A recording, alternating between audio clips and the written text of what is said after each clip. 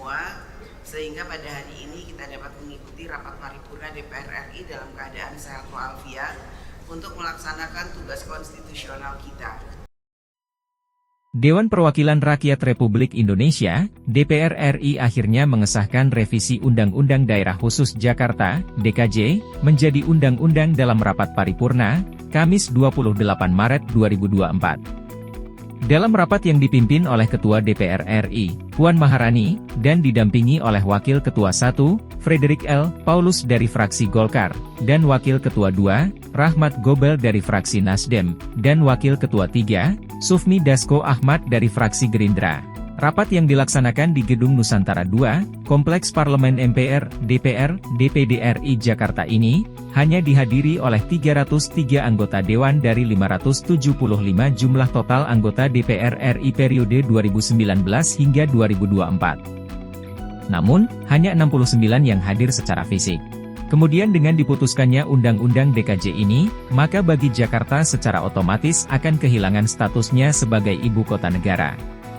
Sebelum Puan Maharani ketok palu, Ketua Badan Legislasi DPR RI, Supratman Andi Aktas menyampaikan laporan hasil pembahasan rancangan Undang-Undang DKJ tersebut. Andi Aktas menyatakan bahwa sebanyak 8 fraksi yakni PDIP, Golkar, Gerindra, Nasdem, PKB, Demokrat, dan PAN, meneruskan pembicaraan RUU DKJ ke tahap pembicaraan tingkat 2 dalam rapat paripurna agar ditetapkan menjadi undang-undang. Kata Andi hanya fraksi PKS yang menolak rancangan Undang-Undang DKJ tersebut menjadi undang-undang. Selanjutnya Supratman menerangkan, RUU DKJ ini terdiri dari 12 bab dengan 73 pasal, yang salah satunya mengatur mengenai penyempurnaan definisi Dewan Kawasan Aglomerasi, dan mengenai aturan pemilihan gubernur dan wakil gubernur. Badan Legislatif DPR dan pemerintah sepakat untuk tetap dilakukan melalui mekanisme pilkada. Pasalnya, pemilu merupakan penghargaan tertinggi atas aspirasi daerah untuk memilih kepala daerah berdasarkan asas demokrasi. Maka dengan itu, Supratman memohon agar pimpinan DPR RI menyetujui rancangan Undang-Undang DKJ ini menjadi undang-undang, dalam keputusan rapat paripurna kali ini. Lalu Ketua DPR RI, Puan Maharani menanyakan kepada seluruh anggota yang hadir, apakah rancangan Undang-Undang DKJ yang disampaikan ini dapat disetujui menjadi undang-undang.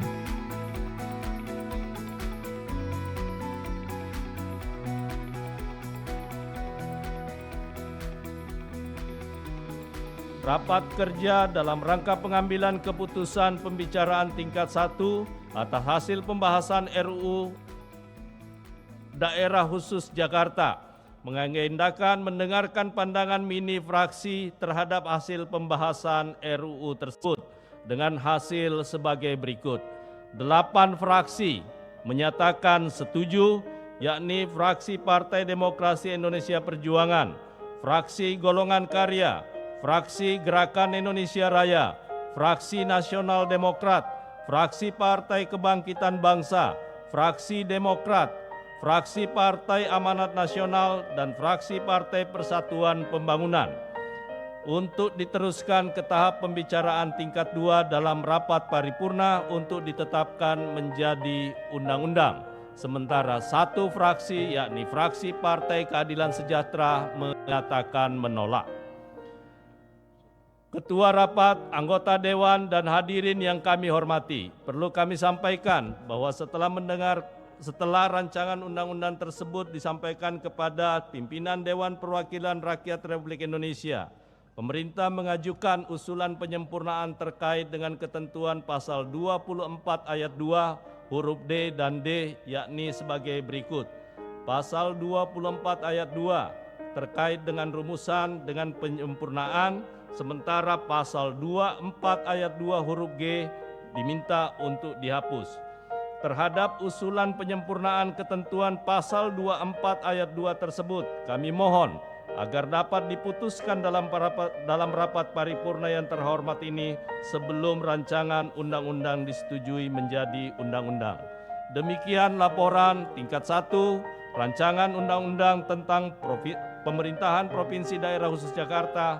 Selanjutnya perkenankan kami menyerahkan rancangan undang-undang tentang Provinsi Daerah Khusus Jakarta untuk mendapatkan persetujuan dalam rapat paripurna DPR RI yang terhormat ini. Sebelum mengakhiri laporan ini, izinkan kami menyampaikan terima kasih kepada semua anggota Badan Legislasi yang telah bekerja keras untuk menyelesaikan pembahasan rancangan Undang-Undang Pemerintah Daerah Khusus Jakarta. Terima kasih juga kami sampaikan kepada berbagai pihak yang telah memberi perhatian dan dukungan kepada Badan Legislasi, baik dari tim pemerintah dalam hal ini Kementerian Dalam Negeri dan kementerian yang ditugaskan dalam pembahasan rancangan undang-undang ini, sebagaimana tercantum dalam surat Presiden.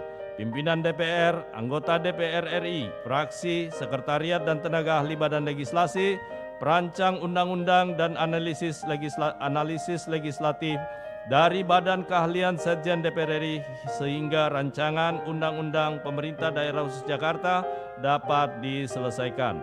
Jakarta 28 Maret tahun 2024, Pimpinan Badan Legislasi Supratman Andi Aktas. Terima kasih. Assalamualaikum warahmatullahi wabarakatuh.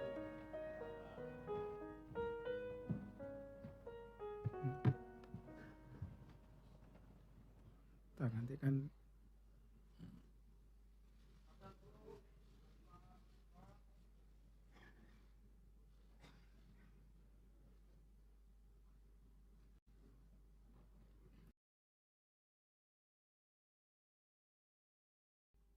Tibalah saatnya kami minta persetujuan fraksi-fraksi terhadap rancangan undang-undang tentang Daerah Khusus Jakarta dapat disahkan menjadi undang-undang. Apakah dapat disetujui? Setuju? Setuju. Terima kasih.